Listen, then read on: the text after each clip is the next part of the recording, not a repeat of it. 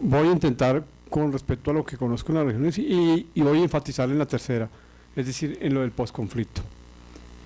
Escuchando esta tarde y también mirando los desarrollos recientes, yo desde la perspectiva académica veo que hay un problema. Por más esfuerzos que se hacen, persistentemente se encuentran con diferentes tipos de mediciones, desde los más sofisticados hasta los más elementales, que no hay ninguna correlación entre concentración de la tierra y conflicto. Y como dijo el profesor, o el presupuesto teórico es incorrecto o los datos no nos sirven. Y creo que ese es un reto que tenemos los académicos colombianos. Se hacen de abandono y despojo y no hay correlación ni entre abandono y concentración de la tierra, y menos entre violencia, abandono y concentración de la tierra. Algo debe estar pasando, o con los datos o con los presupuestos teóricos.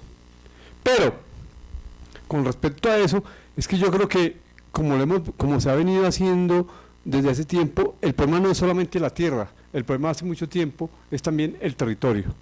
Y en eso quiero decir lo segundo. Una cosa, lo siguiente, una cosa es la relación, una cosa es que los paramilitares hayan despojado a la gente a través de la violencia, y para eso había que desplazarla para apuntalar un modelo de desarrollo rural agroindustrial, para el cual se suponía había que tener concentración de la tierra, y hay veces no, porque fíjense que pueden haber modelos de concentración de la modelo agroindustrial basado en pequeñas y en medianas propiedades, no siempre en grandes, ¿cierto? Pero también, y otra cosa es el proceso de despojo y desplazamiento en función de las lógicas y de la dinámica de la guerra para crear cordones de seguridad para el uno y para el otro. Entonces, fíjense que ahí, si siempre escogemos como proxy la estructura de tenencia de la tierra, no vamos a adivinar las lógicas territoriales y al contrario. Y creo que lo que estoy intentando es mirar y pensar en borrador delante de ustedes, si no me da problema hacerlo, buscar otras maneras de salir de ese primer presupuesto que les dije. ¿Qué caja negra había ahí? Entonces, eso me parece que es preocupante, sobre todo porque yo he encontrado que tenemos que mirar de otra manera la relación entre el problema agrario y el conflicto y cambiar un poco de agenda. Es decir, creo que como dice Cristóbal Key y otros expertos en el tema del problema agrario, hay que diferenciar que una cosa es el modelo de desarrollo rural, otra cosa es el problema de la tenencia de la tierra y otra cosa es el problema de las relaciones sociales en el campo. Y creo que esas tres cosas, aunque están imbricadas, son diferentes en relación con las dinámicas territoriales y espaciales del conflicto que pasan por lo de la concentración de tierra o no pueden pasar. Ojo, es también una propuesta para considerar agenda. Algunos, entre esos algunos miembros de las ONGs y otros colegas muy militantes políticamente, han empezado a decir si hay una relación entre los megaproyectos, el desarrollo, el capitalismo, entre otras, porque me encantan los marxistas que se dedican años enteros a estudiar para llegar a la sabia conclusión de que todo parece indicar que el capitalismo es malo, ¿cierto? Entonces, ¿qué digo? Entonces los colegas están cogiendo y dicen que hay una relación entre los grandes megaproyectos y las lógicas de la guerra, y bajan mapas que ni siquiera hacen ellos a una cartografía de 1 millón, donde obviamente todo coincide con todo. Yo lo que creo, y con todo respeto pido más parsimonia en la elaboración cartográfica, más parsimonia en la construcción empírica para poder decir de qué estamos hablando cuando en Colombia decimos de manera tan insistente que hay una relación entre el problema agrario, la tenencia de la tierra y la capacidad que han tenido los grupos armados, no solamente en los orígenes, sino también de reproducirse durante mucho tiempo, hasta eso. Lo que estoy pidiendo es, con todo respeto, mucha más parsimonia en la elaboración de las hipótesis, en la construcción metodológica, y no simplemente bajar mapas de Google y mirar cómo los megaproyectos se relacionan con los mapas de conflicto en escalas de 1 millón, donde todo coincide con todo, o como dirían, donde pues en la noche todos los gatos son pardos. Entonces termino sobre el posconflicto. Obviamente sobre el posconflicto, algo que hemos venido trabajando con Tania Guzmán para la CAF. Entonces es muy simple, sobre el posconflicto hay que tener dos cosas. a la necesidad de la dimensión territorial que tanto ha insistido de manera muy inteligente Sergio Jaramillo, también hay que agregarle otra, gradualidad.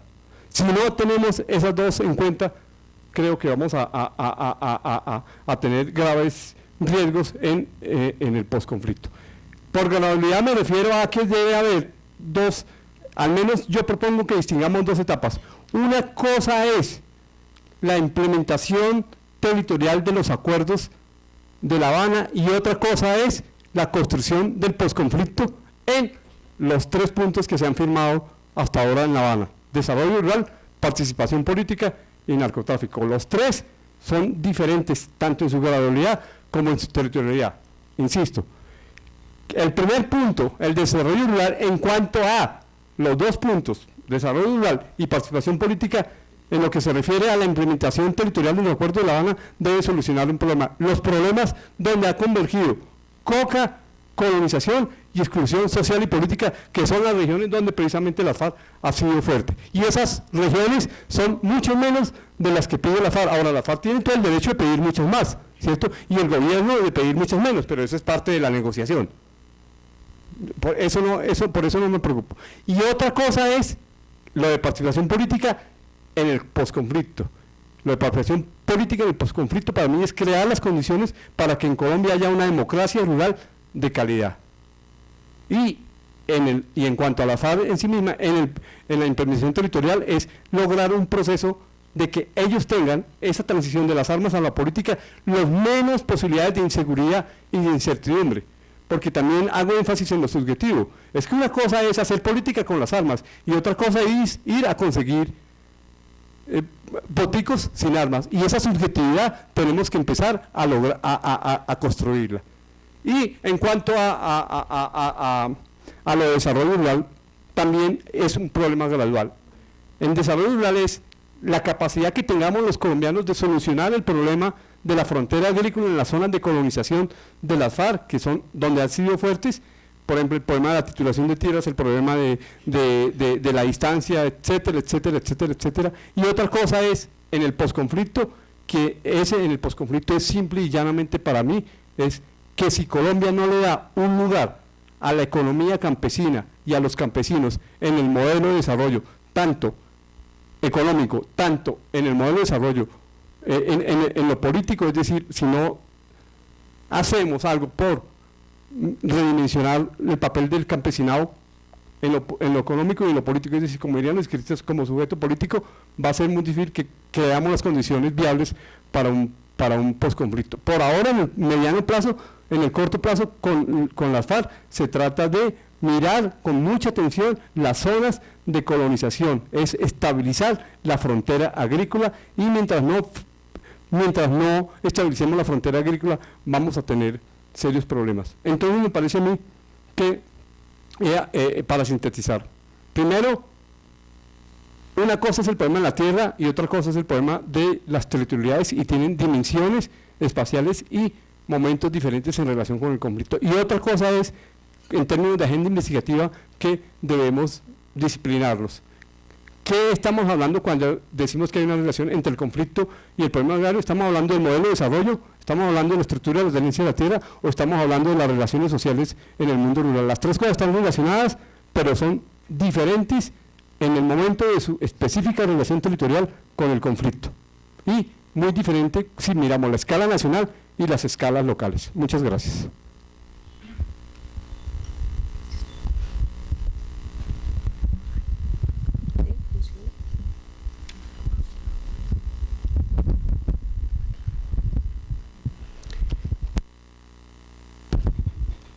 Buenas tardes. Yo quisiera empezar por la pregunta en la cual se plantea si realmente ha tenido o no efectos la guerra sobre la tenencia de la tierra, sobre su uso y en general, digamos, cuáles han sido los cambios que la guerra ha venido operando.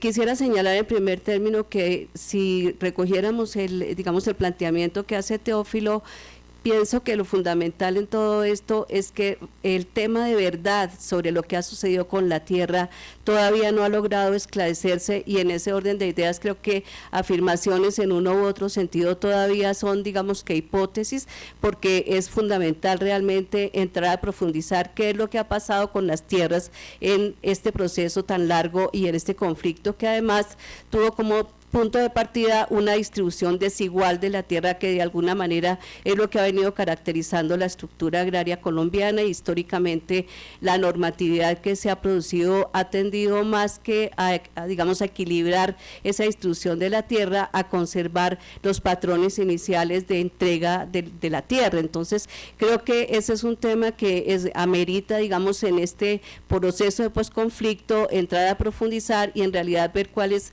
han sido esos efectos de la guerra sobre la estructura, sobre los usos, pero creo que también hay algunas evidencias que apuntan de todas maneras, por lo menos en algunos territorios, a indicar que sí se han dado transformaciones a partir de los procesos conflictivos que hemos vivido.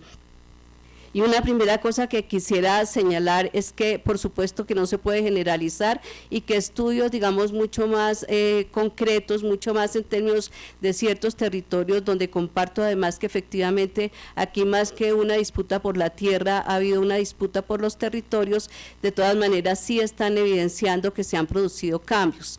Pero antes de entrar en ese punto quisiera señalar lo siguiente, por lo menos a título de pregunta nos debe quedar la inquietud si más o menos en este momento son 6 millones de personas que han sido desplazadas, contabilizadas de manera todavía con un subregistro que existe, y de esas 6 millones de personas, 5 millones más o menos o un poco más provienen del sector rural. De todas maneras se ha dado un cambio en el sector rural en el sentido por lo menos de dejar deshabitadas muchas regiones, y lo que uno se pregunta entonces, ¿quiénes están en esos territorios y quiénes están usufructuando esos territorios, independientemente de que la estructura de tenencia sea visible en este momento en sus modificaciones? Porque también es importante tener en cuenta que la guerra como proceso también no muestra de manera inmediata sus impactos sobre los territorios. Entonces quisiera señalar con eso que hay casos como el de Catatumbo. Nosotros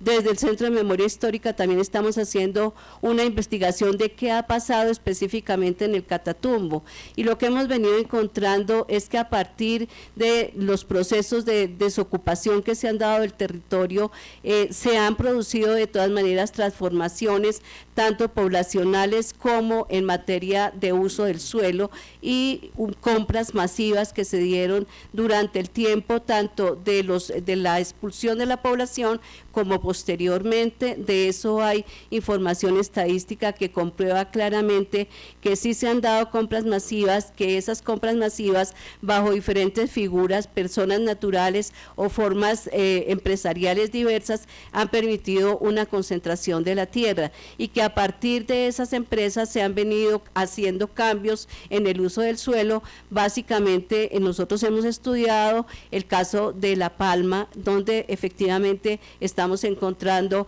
que sí hay evidencia de cambios en ese uso, digamos, del suelo. No podríamos afirmar que eso transforma totalmente la estructura, ni podemos tampoco decir que reconfigura totalmente el territorio, pero en ciertas dimensiones sí ha significado cambios. Otro trabajo que hemos venido haciendo es en Urabá, y lo que hemos encontrado es que también en territorios donde se ha hecho una expulsión de la población, también se están instalando otro tipo de proyectos que no estaban tradicionalmente en ese territorio. Hemos encontrado igualmente que la producción, digamos, de banano que se venía haciendo en pequeños predios, de todas maneras tuvo una disminución significativa a partir de que se da el proceso de expulsión de la población y que se genera, digamos, todo el conflicto y las formas diversas que se utilizaron utilizaron para sacar a la población de su territorio. Entonces, en términos, digamos, de esos efectos de la guerra, uno primero tiene que ser visto desde lo poblacional, que como he dicho, de todas maneras sí ha expulsado población campesina, ha generado un proceso de descampesinización que de todas maneras ha venido siendo identificado, y la gran pregunta es, y vuelvo a insistir, quiénes están en esos territorios, cómo los están explotando, bajo qué formas empresariales se están dando, y eso en qué medida está o no reconfigurando esos territorios. Lo que esperamos es la profundización también acerca de qué cambios y cómo evidenciarlos empíricamente, aunque como digo, hay evidencia sobre que sí se presentan estos cambios. De todas maneras,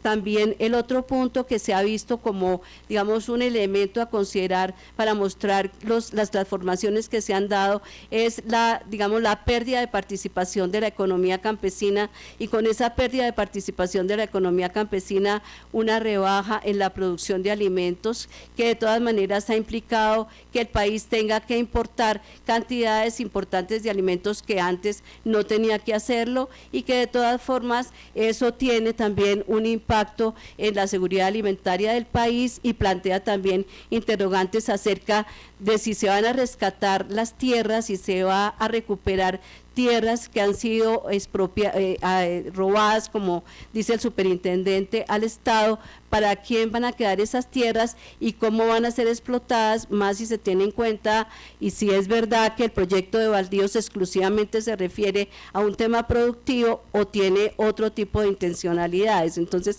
creo que esas son de todas maneras preguntas que surgen a partir, digamos, de ir identificando la problemática de expulsión de la población, porque lo que se encuentra es que además el conflicto colombiano ha hecho que se generen nuevas formas, que los actores armados tengan nuevas formas de apropiación del territorio, muchas de ellas, insisto, todavía no visibles y cuyos impactos tampoco han sido todavía, digamos, estudiados suficientemente.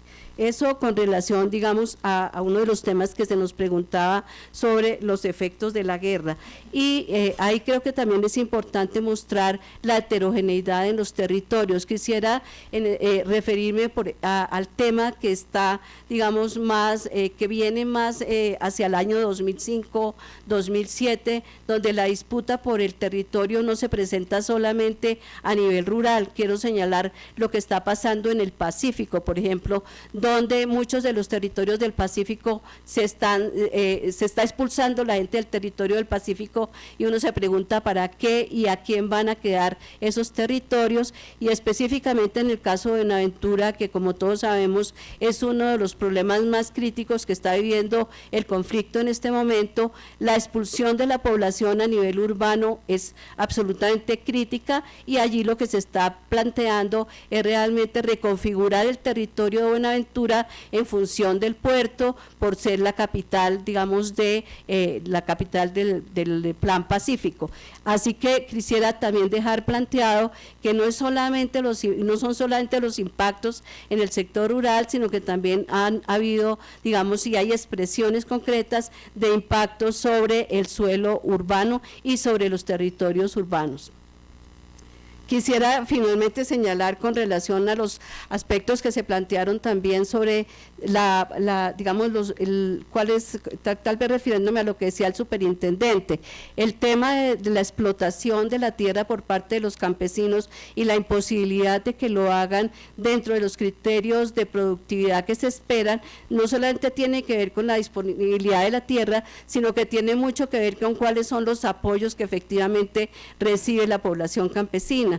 Y en ese orden de ideas, lo que se está viendo es que es muy importante que se desarrollen los procesos de restitución, pero que de todas maneras la restitución sin otro tipo de apoyos a lo que va a abocar a estos campesinos a esa que en 2 años, ya legalizada la tierra y aclarada su condición jurídica, de todas maneras sea vendida y sea integrada al mercado ante la imposibilidad de explotación, porque no tienen los recursos productivos que se requerirían. Yo quisiera dejar como esos puntos básicamente. Muchas gracias. Gracias. Bueno, para recoger y sintetizar un poco la discusión, creo que encuentro que hay como cierto consenso entre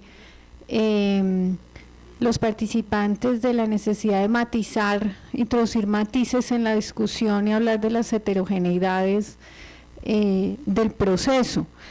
Álvaro Villarraga se refiere a las distintas relaciones entre los actores del conflicto y lo rural. Teófilo Vázquez se refiere a la distinción necesaria que deberíamos hacer entre desarrollo rural, tenencia de la tierra y relaciones sociales. Y Miriam Hernández habla de la necesidad de,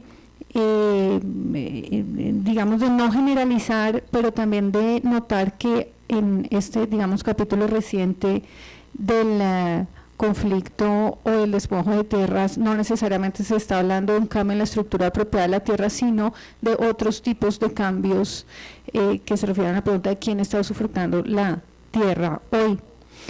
Yo quisiera introducir también, si me lo permiten, una apreciación también como que o reflexiones que hemos venido haciendo del observatorio, y como para lucubrar un poco acerca de qué va a pasar también con este proceso posconflicto nuestro de restitución.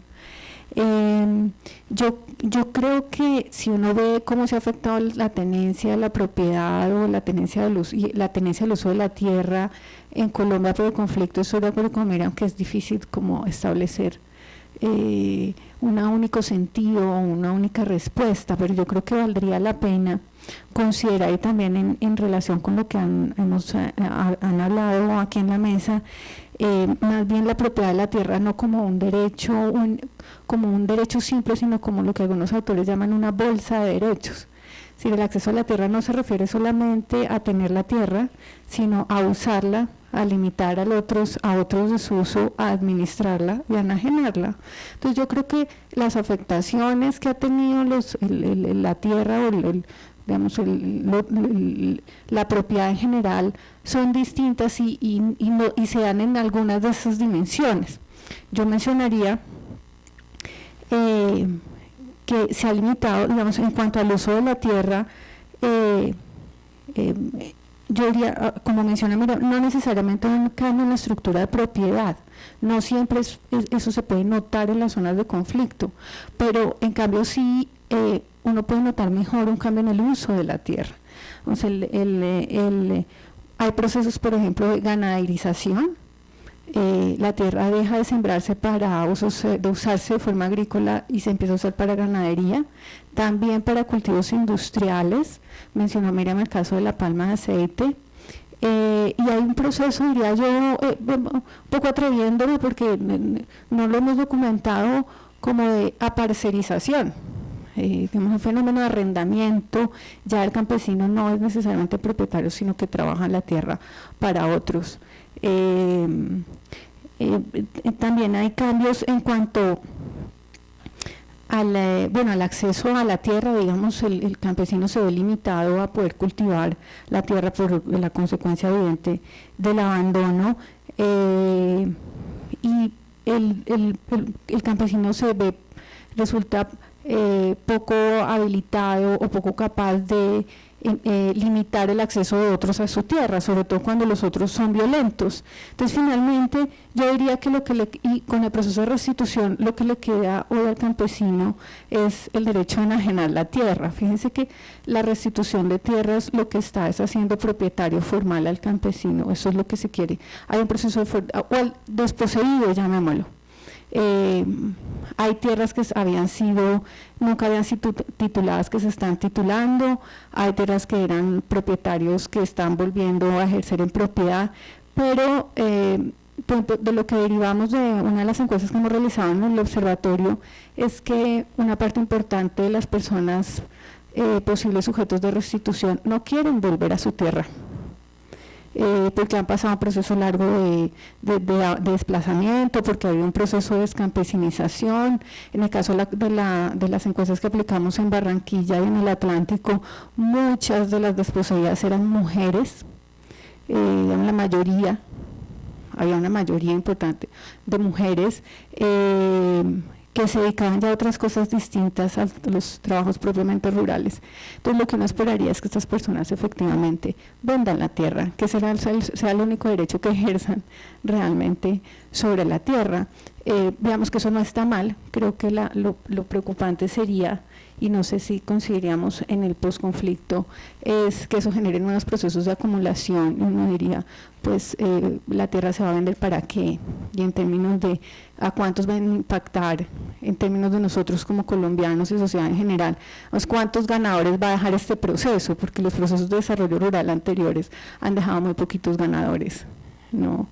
Y yo percibiría que esa tendencia no está cambiando ahora. Entonces, bueno, no sé si ustedes quieran hacer alguna anotación adicional o si el público quiere hacer alguna intervención. Miriam quiere y luego damos paso al...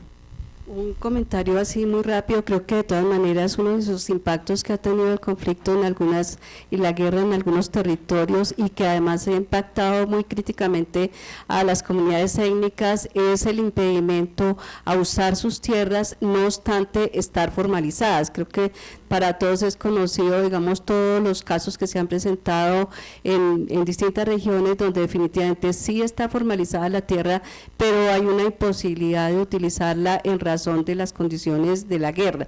Y el otro punto que tal vez no mencioné de todas maneras es de qué manera en estos nuevos escenarios se está disputando la tierra a campesinos frente a las locomotoras mineroenergéticas. Digamos, cómo está pesando eso también en las posibilidades de acceso y de uso, y cómo está impactando también sobre la disponibilidad que pueda tener la agricultura en recursos como el agua. Creo que de todas maneras son, digamos, inquietudes que por lo menos plantean la necesidad de ser analizadas a mayor profundidad, porque igual son aspectos que están, digamos, marcando diferencias en los territorios.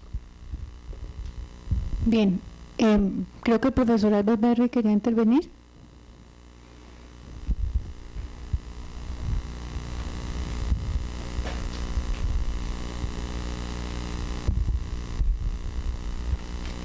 Gracias.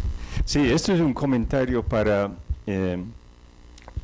tener la última palabra, en cierto sentido, pero también aclarar la relación entre un comentario hecho por el profesor Kramer y lo que yo dije esta mañana.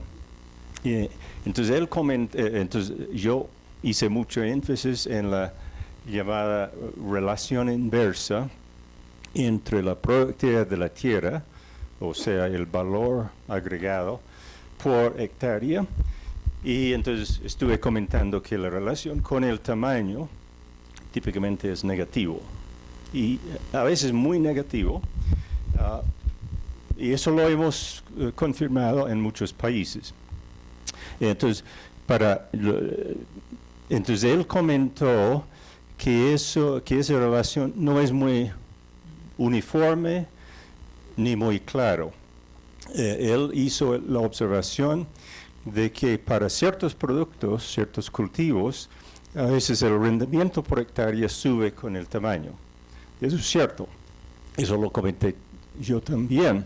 Entonces, ¿cómo se puede cuadrar la observación de que a veces el rendimiento en el maíz o en la palma, lo que sea, se aumenta con el tamaño, pero el valor total de la producción baja en promedio?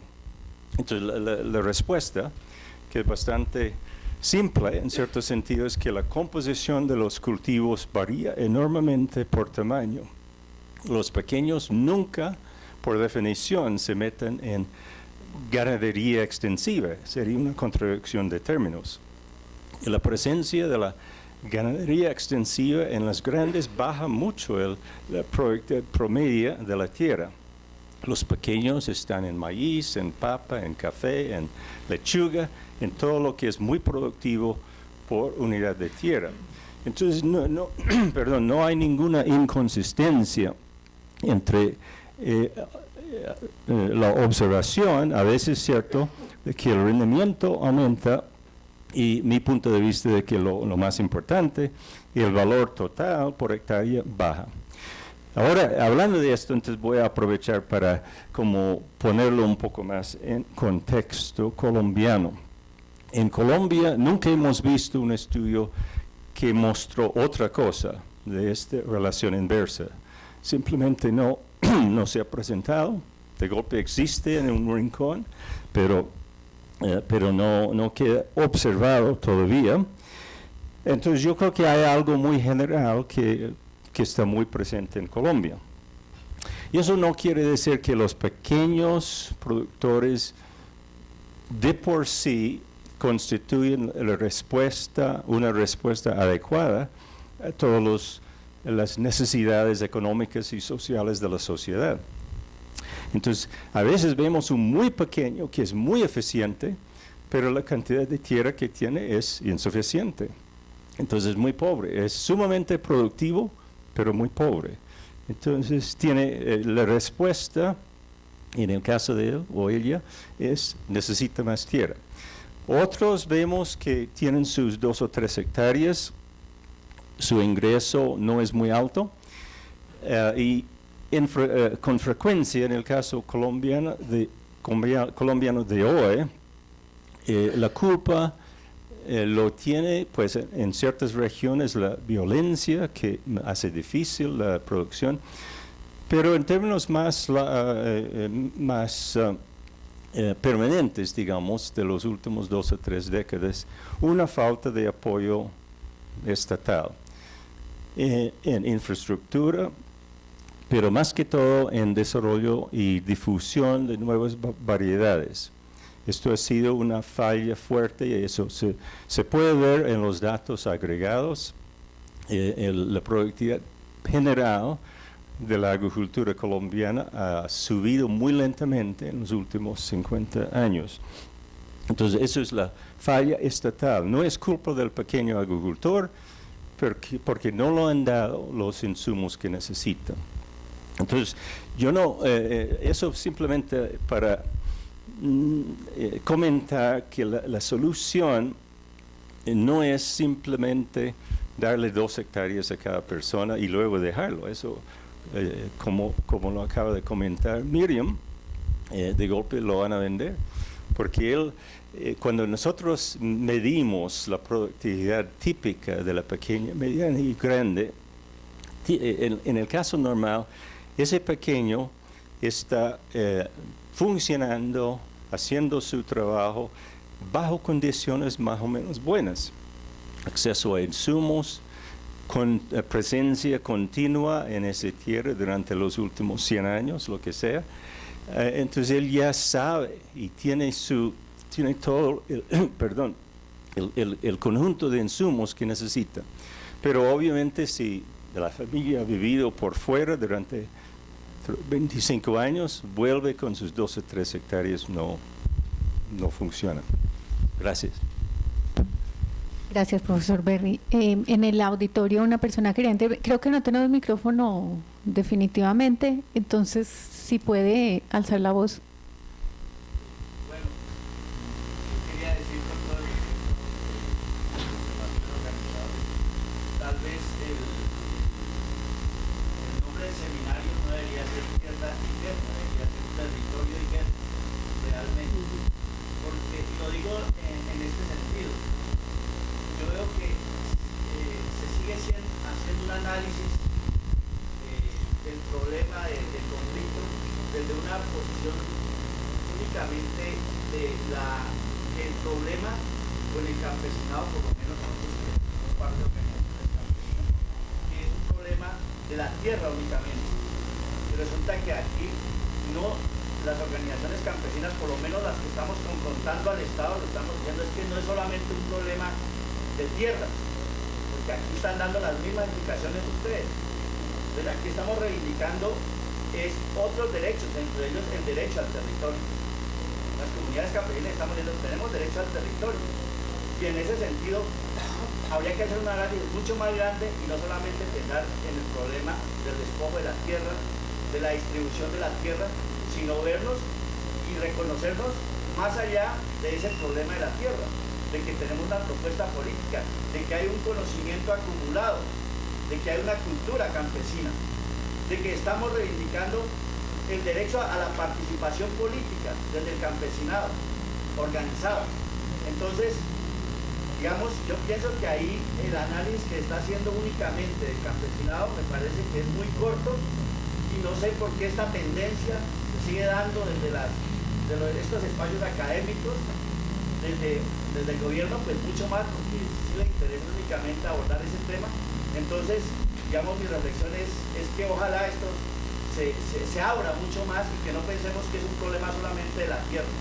¿Qué hacemos con tierra? Nosotros hemos dicho, adjudicación de tierras sin zonas de reserva campesina, eso es hacer que el campesino en 5 o 6 años tenga que salir de la tierra porque no hay una figura que proteja el territorio frente a otros problemas, que no solamente es la acumulación de la tierra por parte de unos pocos, sino está la minería, están otro tipo de variables que es importante tenerlas. Y es tanto así, digamos, que nos gustaría nosotros ver el modelo de ordenamiento territorial que están planteando el Estado, porque nosotros que venimos de la cordillera, yo soy del Cauca, allá en el Cauca, ¿dónde vamos a hacer reforma agraria cuando ya no hay el microfundio? Las pocas tierras, las tierras que hay para hacer reforma agraria están en manos de Cartón Colombia y de los ingenios. Cuando el gobierno dice, esas tierras no las vamos a tocar en un posconflicto. Entonces, nos quieren desarraigar y mandarnos para otras zonas donde culturalmente nosotros no estaremos adaptados a esa región. Por eso es importante que el problema se plantee más allá del tema de la tierra y que no nos sigan viendo como productores agropecuarios, sino como sujetos políticos.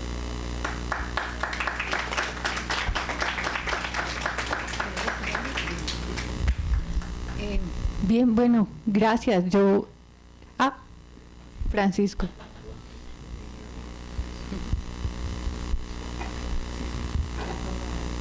Creo que Francisco y Álvaro. No, yo no voy a cerrar, Álvaro, porque es que ya estamos hasta el cogote. Sí, o sea, ya ha sido un día largo.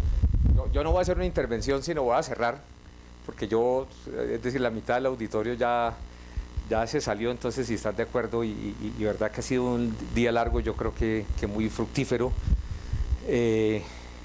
Cierto, el tema no solamente de la tierra, y creo que es muy buena la ilustración, y de hecho aquí en varias ponencias también se planteó eso, lo dijo también Albert, etcétera. Entonces eso es una observación muy importante, pero sin embargo el tema de la tierra sigue siendo absolutamente fundamental en este país. Y yo sí quisiera hacer una observación. Hay una gran varianza regional, pero yo he hecho análisis estadísticos en distintas regiones y no he encontrado ninguno en donde no haya habido un proceso de concentración sobre la tierra. He visto a varios académicos, una amiga nuestra común, Rocío Londoño, etcétera, hablan de que estamos en la vuelta a la mediana propiedad, pero nunca he visto un trabajo en donde me exhiban la bendita mediana propiedad y me digan que la cosa está ahí. Es decir, mientras uno tenga las figuras actuales, ha habido una concentración absolutamente brutal, coercitiva, armada. Y eso pone al país frente a una serie de preguntas que efectivamente no son solamente de derechos humanos, son por una parte económicas, por otra parte también de presencia territorial del Estado, frente al territorio, de acceso de la población. Mauricio García hace poco sacó un libro excelente llamado El derecho al Estado, en donde demostraba que por región había un acceso, digamos, había un diferencial brutal de acceso al Estado. El objetivo de este evento era poner sobre el tapete problemas, debates, discusiones. Creo que ustedes no vieron un solo acto de unanimismo, un solo llamado, que fue naturalmente el funcionario del gobierno, que entre otras cosas hizo una intervención muy interesante, muy valiosa, que dijo todos debemos tirar para el mismo lado, pero todos los académicos dijimos no, mejor cada uno tire para su lado, que hace parte del etos académico y que creo que está muy bien, pero creo que aquí se tocaron algunos temas centrales, se plantearon se pusieron sobre el tapete temas que pueden decidir la vida de este país durante décadas y que naturalmente tienen que ver con el bienestar y la vida misma de millones de seres humanos. Entonces hay que tomarlos muy en serio y creo que quedaron insumos importantes para tomarlos en serio mejor.